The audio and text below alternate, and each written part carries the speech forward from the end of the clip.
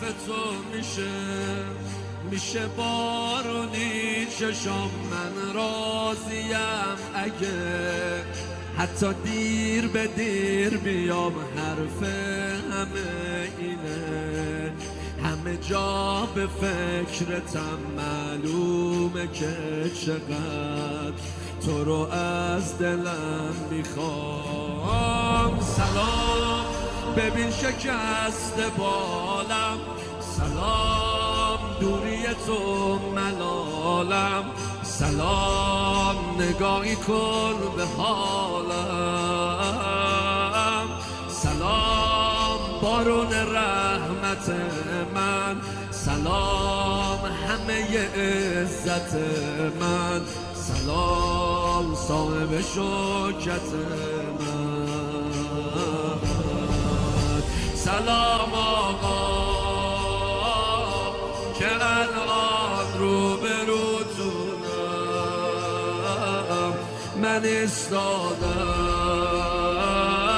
زیارت نامه میخونم، حسین جانم بذار سایت همیشه رو سرم باشه، قرار ما شب جمعه حرم باشه، قرار ما شب جمعه حرم باشه. دستامو ول نکن الهی که قربونت برم، آرامش منی، سایتو نگیر از سرم، مگه چی میخوام ازت، شده واسه یک دقیقه هم ای شاه محترم،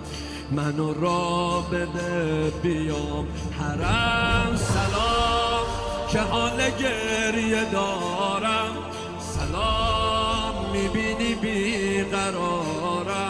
سلام میشه بیای کنارم، سلام به عطر سیب و یاست، سلام میکنم التماست، سلام باشه به من حواست هست به موهای سفید سرم، چقدر آقا از گذشته شکسته ترم، حواست هست نوکرت داره پیر میشه، بخرم ببرم دوست دارم، دوست دارم، دوست دارم ارباب، دوست دارم.